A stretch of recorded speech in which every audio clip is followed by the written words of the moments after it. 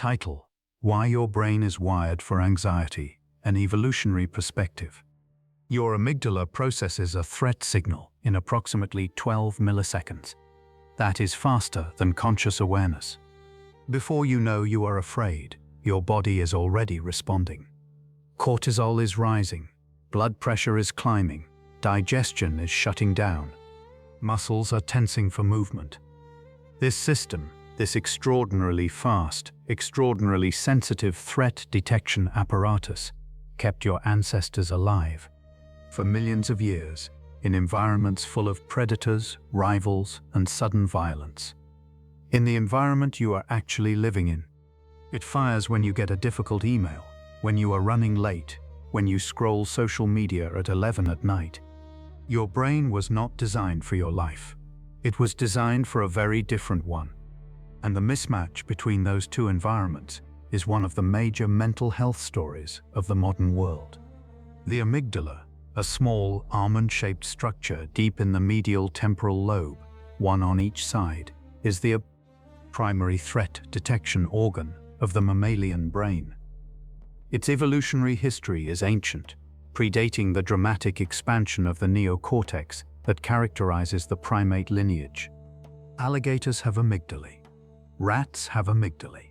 The structure has been refined over hundreds of millions of years of vertebrate evolution, and the version in the human brain is both extremely powerful and extremely fast. Its operating logic is asymmetric. The cost of a false positive, treating a rustling bush as a predator when it is just wind, is low. You tense up, look around, and then relax when nothing threatens. The cost of a false negative, treating a predator as just wind, is death. Over millions of years of selection in environments where predators, rival groups, and physical dangers were genuine and frequent, the amygdala was selected to be biased toward false positives. It is better to be scared 100 times unnecessarily than to be wrong once. The result is a system that is exquisitely calibrated to find threats, and that tends to find them even when they are not there.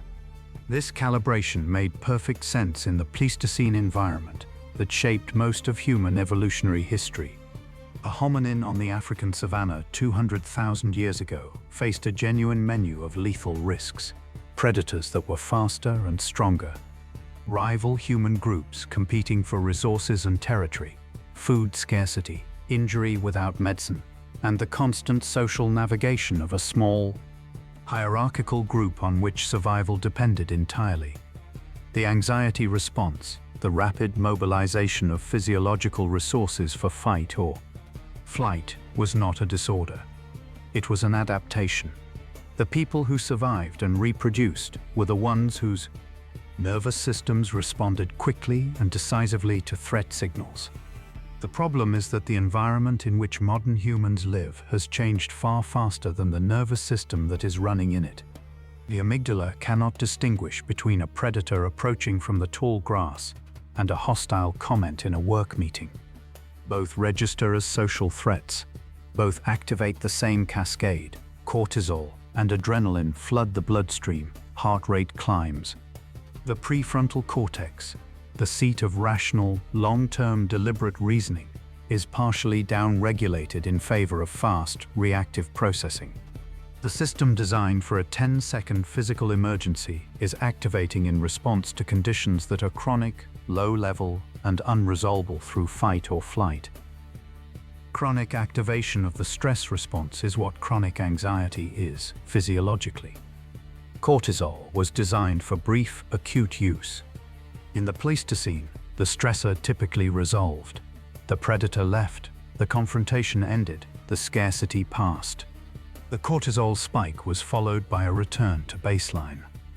In the modern environment, many stressors are continuous.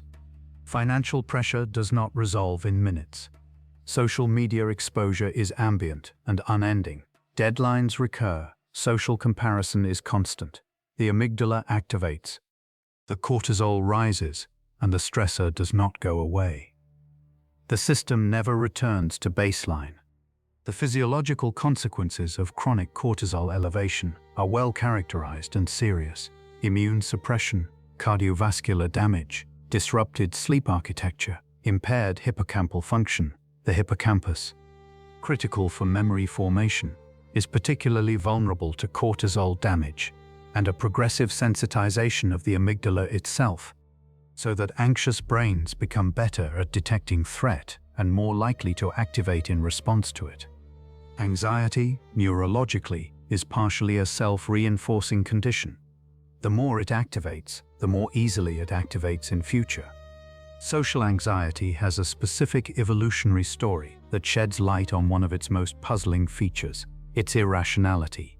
The fear of social rejection and social humiliation is, in an evolutionary framework, entirely rational.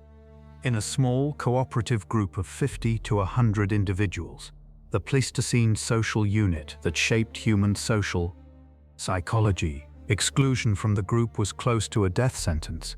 You depended on the group for food, defense, childcare, and protection from rival groups. Being ostracized or losing social standing was genuinely dangerous, in a way that it generally is not in a modern society with social safety nets, geographic mobility, and access to strangers. The brain's intense fear response to social threat is an adaptation to that ancestral context, running in a modern context where the proportionality is completely off. This is the evolutionary mismatch hypothesis applied to anxiety.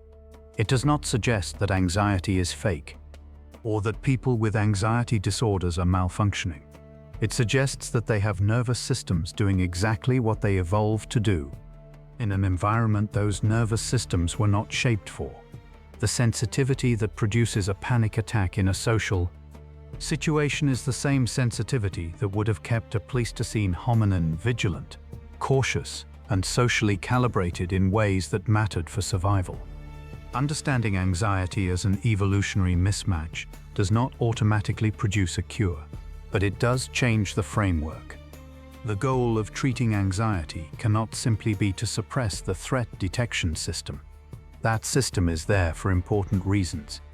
The goal, in both pharmacological and psychological approaches, is to recalibrate it, to restore appropriate proportionality between the level of threat signal and the level of response, so that the amygdala activates when physical or social threats are genuine and does not chronically activate in the background noise of modern life. This is harder than it sounds, because the amygdala is designed to prioritize sensitivity over accuracy. Telling it to stand down is not something the conscious mind can do easily. The prefrontal cortex, the part of your brain that can reason about the threat and recognize that an email is not a predator, can inhibit amygdala activation through a pathway called the prefrontal amygdala circuit. But this pathway is bidirectional, and under high cortisol loads, the amygdala's signal tends to override the prefrontal cortex rather than the other way around. That is why reasoning with yourself during a panic attack does not work particularly well. The threat system was built to override the reasoning system in emergencies. The brain wired for anxiety is not a broken brain. It is an ancient brain, running on hardware optimized for a world that no longer exists, in a world it was never designed for. That is the evolutionary explanation. What to do about it is another matter.